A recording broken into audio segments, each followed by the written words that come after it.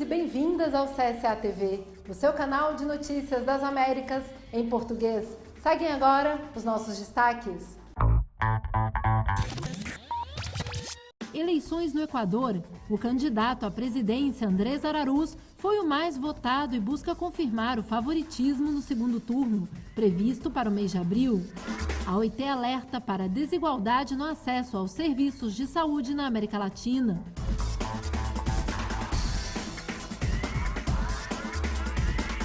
Nas comunidades indígenas da Amazônia, a vacinação contra a Covid-19 segue em condições extremas. E a CEPAL adverte que a crise sanitária e climática é resultante de um modelo de desenvolvimento insustentável. E até o fechamento desta edição do CSA TV, o segundo colocado nas eleições do Equador ainda não havia sido anunciado pelas autoridades locais.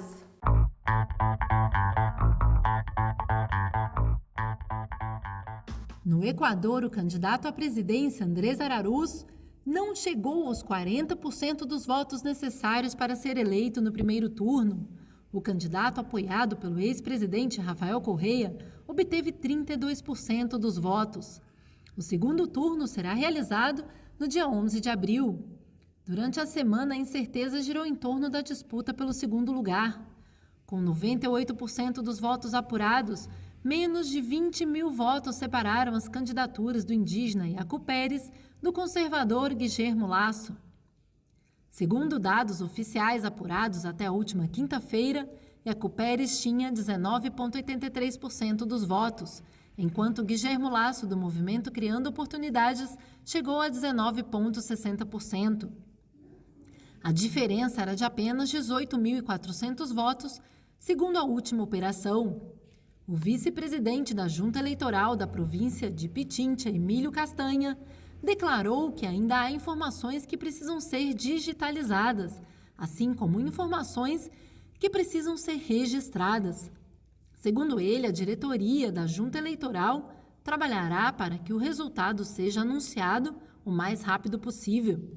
O avanço da apuração reforça o triunfo definitivo de Andrés Araúz, que até o fechamento desta reportagem ainda aguarda a definição de seu adversário para o segundo turno nas eleições.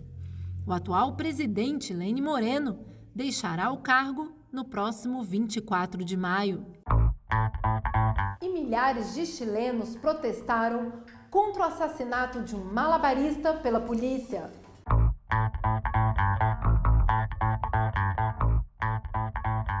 Centenas de pessoas se reuniram em várias cidades do Chile para protestar contra a morte de um malabarista que teria sido baleado por um policial na tarde de sexta-feira, no sul do país. O episódio gerou uma nova onda de críticas à polícia. Incidentes e confrontos entre militares uniformizados e manifestantes foram registrados na cidade de Concepción, onde vários artistas de rua se reuniram para protestar contra a polícia e o governo chileno. Um grupo de policiais abordou na tarde de sexta-feira o artista de rua Francisco Martínez para conferir sua identidade no município de Panguipulli, a 800 quilômetros da capital Santiago. Segundo as imagens divulgadas nas redes sociais, após uma discussão, um dos agentes apontou o revólver e disparou 5 tiros contra o artista. O autor dos disparos foi detido horas depois dos acontecimentos. As manifestações pela morte de Martínez deixou um saldo de 6 detidos e repressão policial com o uso de gás lacrimogêneo e jatos de água. No dia anterior, os manifestantes ergueram barricadas e 10 prédios de instituições públicas foram incendiados, incluindo a prefeitura, que foi consumida pelas chamas. O prefeito Rodrigo Valdívia denunciou a violência policial e insistiu que a vítima era uma pessoa pacífica e conhecida na cidade. Este episódio desencadeou uma onda de críticas à polícia por parte da oposição e das organizações de direitos humanos, que reiteraram a urgência de refundar a polícia, conhecida mundialmente pela sua atuação repressiva e desproporcional. E em Honduras, médicos exigem equipamentos de proteção e vacina contra o coronavírus. Médicos de Honduras protestaram em várias cidades do país para exigir que todos os profissionais da saúde sejam munidos com urgência de equipamentos de proteção individual para evitar o contágio da Covid-19. O vírus já custou a vida a mais de centenas de profissionais. Os médicos exigiram também a saída da ministra da Saúde, Consuelo Flores. A manifestação foi convocada pelo Colégio de Medicina de Honduras e aconteceu nas proximidades de um hospital móvel em Tegucigalpa. O governo comprou 7 hospitais itinerantes na Turquia entre março e abril de 2020 a um custo de 47 milhões de dólares. Porém, até agora, apenas 2 estão funcionando, um na capital e um na cidade de São Pedro Sula. Os médicos dizem que trabalhar em hospitais móveis é garantir que eles sejam contagiados, porque elas não são apropriadas para cuidar de pacientes com Covid-19. Nas últimas semanas, Honduras registrou uma alta incidência de infecções e mortes por coronavírus, uma doença que ceifou a vida de pelo menos 72 médicos e cerca de 40 enfermeiras. E a OIT alerta para a desigualdade de serviços de saúde na América Latina. Os sistemas de saúde latino-americanos são altamente fragmentados e mantêm lacunas significativas de cobertura entre aqueles que possuem cobertura previdenciária e o resto da população, disse a Organização Internacional do Trabalho, OIT, em um relatório apresentado esta semana. Segundo Pablo Casali, um dos autores do relatório, especialista em proteção social do escritório da OIT para os países andinos, isso é agravado pela falta de investimentos e problemas de execução dos recursos, que geram significativos gastos para garantir o acesso a serviços de saúde ou a medicamentos. Os sistemas de saúde da região também carecem de recursos humanos e valorização aos profissionais. O relatório mencionou o Brasil como o caso mais relevante em termos de ausência de cobertura previdenciária, e a Costa Rica é o caso melhor sucedido na coordenação de um sistema de saúde com cobertura universal homogênea. A OIT acrescentou que países como Uruguai e Colômbia já haviam avançado antes da pandemia em reformas importantes para eliminar as lacunas da cobertura entre os afiliados da Previdência Social e o restante da população. No caso de Peru, Bolívia, Equador e México anunciaram reformas no mesmo sentido, mas a agência considerou que o avanço não é tão relevante como no caso anterior. O relatório mencionou que no Chile, as reformas tendem a consolidar a lacuna entre os seguros contributivos e não contributivos. Na Argentina foi determinada a cobertura para toda a população, mas as mudanças levaram a um maior grau de divergência e o sistema hoje apresenta graves problemas de equidade. O surgimento da pandemia de Covid-19 fez os países repensarem a prioridade que os sistemas de saúde tinham dentro de cada país, disse Casali. E nas comunidades indígenas da Amazônia, a vacinação contra o Covid-19 segue em condições extremas.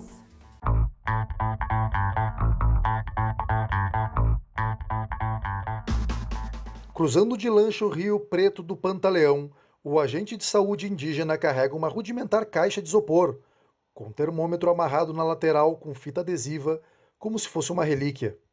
Em seu interior estão 20 vacinas do laboratório chinês Sinovac, que serão administradas na remota aldeia Soares, na terra indígena Pantaleão, situada no interior do estado do Amazonas.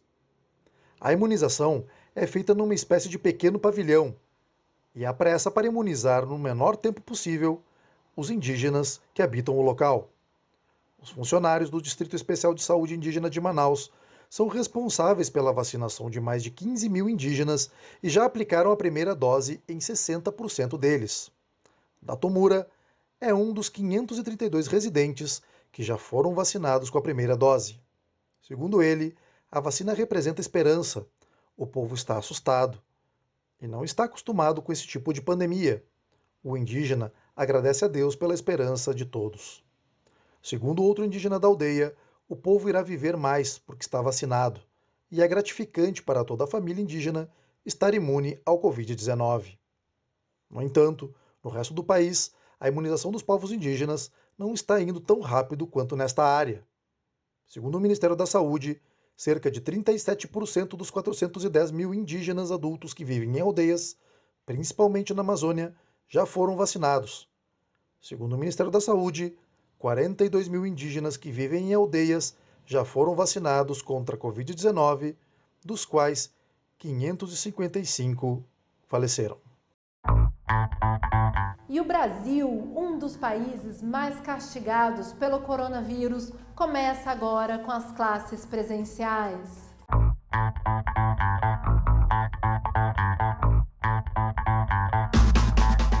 No Brasil, o debate sobre o retorno às aulas presenciais gera debate entre professores, pais e autoridades da área de educação.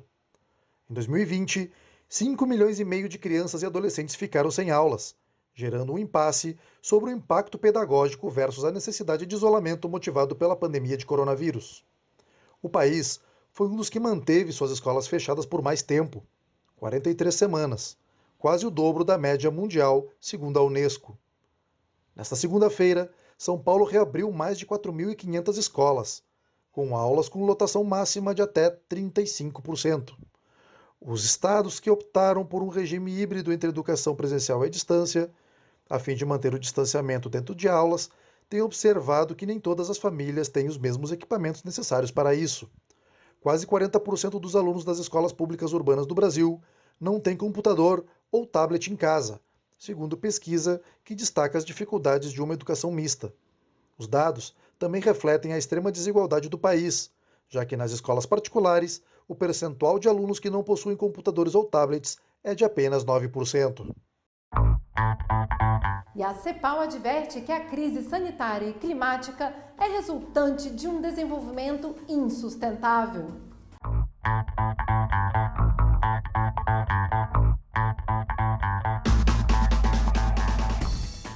A atual crise sanitária e climática é fruto de um modelo de desenvolvimento insustentável. Estamos tratando de crises globais que se retroalimentam. Elas surgem do abuso da natureza e requerem ação coletiva e simultânea e cooperação internacional, disse Alicia Bárcena, secretária executiva da Comissão Econômica para a América Latina e Caribe, CEPAL, durante conferência virtual organizada pelo Departamento de Assuntos Internacionais e Desenvolvimento da Universidade de Oxford, do Reino Unido. Alicia Bárcena, em sua apresentação intitulada Emergência Climática na América Latina e no Caribe, Ameaças e Oportunidades para o Desenvolvimento Sustentável, explicou que o atual modelo de desenvolvimento está associado, entre outras coisas, ao declínio da taxa de crescimento da produção e do comércio, bem como à dissociação do sistema financeiro. A esses fatores se somam a alta desigualdade e a persistência da cultura de privilégio e da exploração dos recursos naturais por meio de atividades emissoras de carbono. Neste cenário, as vulnerabilidades sistêmicas foram evidenciadas e potencializadas pela pandemia de Covid-19. Para a secretária executiva da CEPAL, a resposta à pandemia é uma oportunidade para avançar rumo a um grande impulso para a sustentabilidade. E nesta edição apresentaremos mais uma matéria especial para o CSA TV sobre o Haiti. La crise qui secoue Haïti depuis au moins 3 ans. A crise que abala o Haiti há pelo menos 3 anos desafia todos os setores da sociedade, especialmente o setor sindical.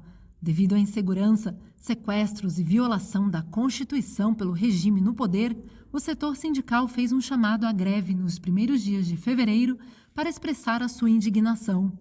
Escolas, bancos comerciais, transporte público e trânsito ficaram parados durante aqueles 2 dias. O apelo à greve foi respeitado pela população e Georges Frank, sindicalista da área de educação, ressaltou o desconhecimento das autoridades ao direito à manifestação popular. Na terça-feira, 2 de fevereiro, os representantes das organizações sindicais anunciaram o fim da greve. Horas depois, o primeiro-ministro, Joseph Juté, elogiou o comportamento da população nesses 2 dias. Porém, não especificou as medidas concretas que serão tomadas para conter o aumento dos sequestros, entre outras reivindicações do movimento. Quase 1.000 casos de sequestro foram registrados entre janeiro de 2020 e fevereiro de 2021. A insegurança é planejada e apoiada pelo Estado, lamenta o chefe do Sindicato dos Transportes, Douglas Benissoa. No Haiti, o direito à segurança não é garantido. O aumento da insegurança é uma estratégia para estabelecer um regime ditatorial, segundo o presidente da Confederação dos Trabalhadores dos Setores Público e Privado, a CTSP. O advogado Jean Bonald Fatala convida os sindicatos e o público em geral a se mobilizarem contra essa situação inaceitável. Em novembro de 2020, um motorista foi sequestrado por criminosos. Em janeiro de 2021, o proprietário de uma empresa de ônibus foi sequestrado e posteriormente liberado sem pagar, após um protesto de membros da sua empresa. E nos Estados Unidos, a invasão ao Capitólio segue agravando a situação política de Donald Trump.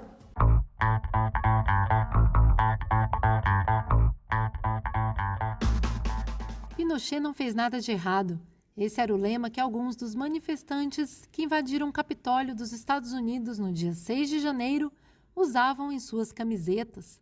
Manifestantes mobilizados por teorias da conspiração e de extrema-direita dizem ter participado por impulso na invasão não planejada. Para o analista político Stephen Gardner, o golpe na sede do Congresso teve, em sua maioria, grupos que integram a base eleitoral de Trump e que acreditavam que as eleições presidenciais foram fraudadas.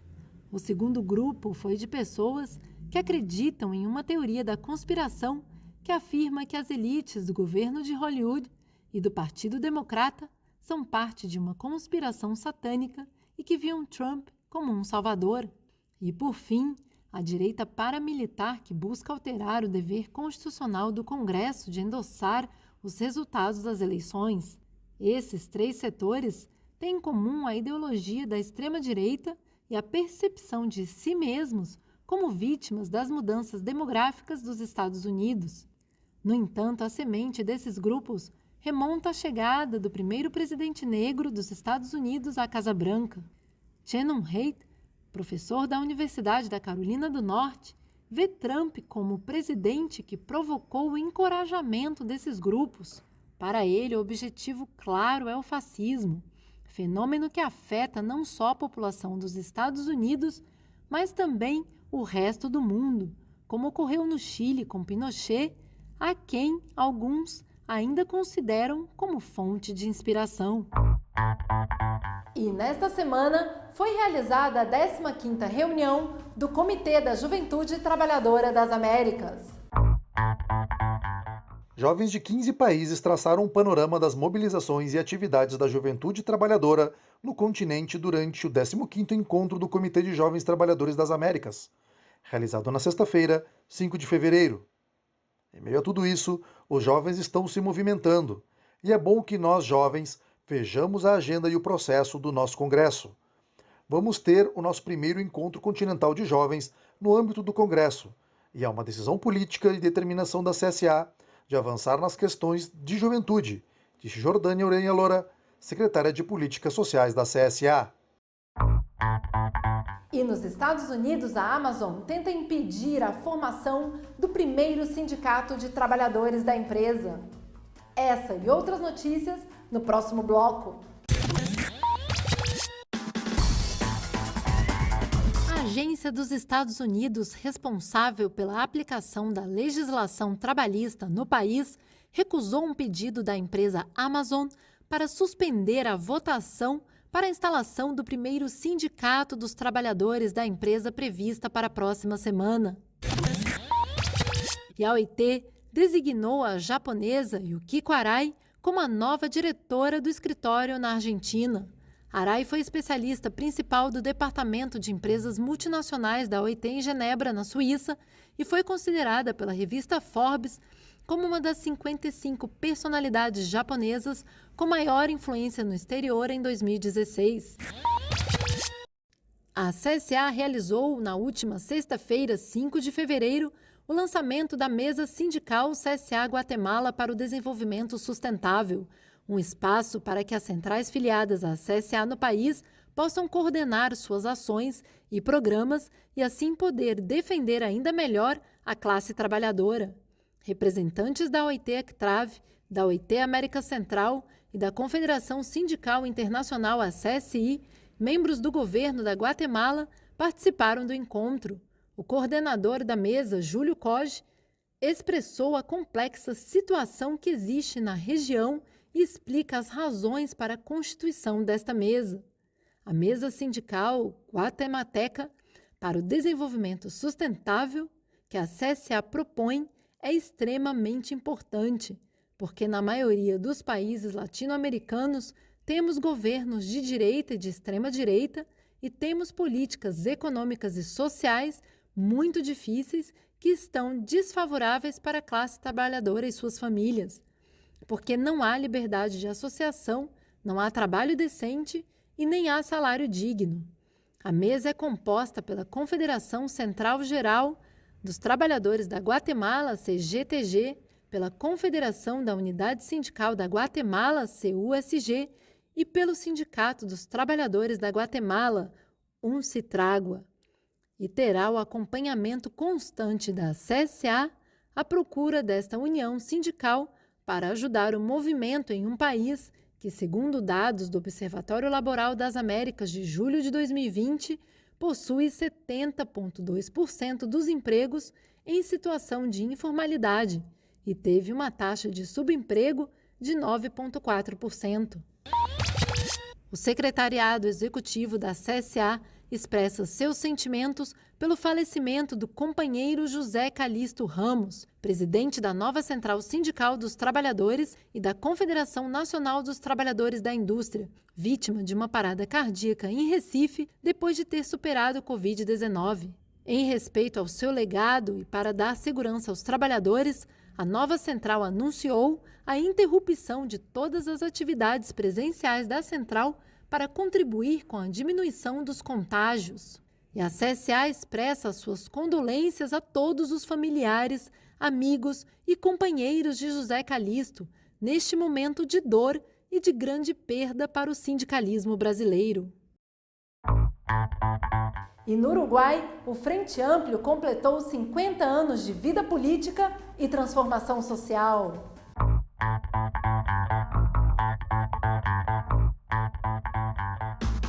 Há 50 anos, no dia 5 de fevereiro de 1971, o Frente Amplio nasceu no Uruguai. Para celebrar a data, as ruas de Montevidéu foram decoradas com bandeiras e muitos militantes sustentavam seus mantos desde as janelas das suas casas. A comemoração contou com uma ação solidária dos comitês de base com a arrecadação de alimentos para as pessoas que enfrentam a escassez de comida, agravada pela crise mal gerida pelo governo de direita de Lacalle Pou. Durante a celebração, o presidente do Frente Amplio, Javier Miranda, destacou a unidade política e a unidade programática que tem caracterizado a organização desde o seu início e que tem guiado o processo de construção coletiva. No discurso, o presidente do Frente Amplio fez referência à coleta de assinaturas para a realização de um referendo, que busca revogar 135 artigos da Lei de Urgência e Consideração. A lei, proposta pelo governo de Luiz Lacalle Pou, tem mais de 500 artigos com diversos retrocessos sociais em suas entrelinhas, e foi aprovada às pressas durante a pandemia de coronavírus no primeiro semestre de 2020. E nessa semana, a CSA realizou a 26ª reunião do seu Conselho Executivo. Nessa semana, a CSA realizou a 26ª reunião do seu Conselho Executivo e aprovou a realização virtual do 4º Congresso da Confederação. Na abertura do encontro, Hassan Yusuf, presidente da CSA, expressou alguns dos objetivos do encontro, elogiando o trabalho liderado por Rafael Freire, secretário-geral da CSA. Esperamos que os nossos objetivos sejam alcançados, inclusive a realização do 4º Congresso, disse o presidente. Em seguida, Cícero Pereira, secretário de Políticas Sociais da CSA, apresentou um panorama das conferências subregionais de educação. Segundo ele, foram realizadas 3 reuniões subregionais da Conferência Sindical Paulo Freire e houve uma grande participação, apesar do momento difícil causado pela pandemia. Percorremos um longo caminho e já traçamos um esboço do primeiro documento base, disse o secretário. O Comitê da Mulher Trabalhadora das Américas e o Comitê da Juventude Trabalhadora das Américas apresentaram seus relatórios. Eulória Família, presidenta do Comitê da Mulher Trabalhadora, ressaltou que a reunião teve importantes participações, como da Fundação Frederic Ebert e a Organização Internacional do Trabalho, OIT, além de representantes de 15 países. Gustavo Pádua fez um balanço geral das atividades do comitê, salientando os desafios como o teletrabalho e as novas formas de trabalho não registrado. Rafael Freire, secretário da CSA, juntamente com Jordânia Urenha, secretária de Política Sindical e Educação da CSA, fizeram um relato de todos os detalhes do Congresso e apresentaram as propostas para o 4º Congresso, que será realizado em abril e virtualmente pela primeira vez na história da Confederação. Eu sou Carol Coelho, desde a sede continental da CSA em Montevidéu, no Uruguai. Muito obrigada por nos acompanhar.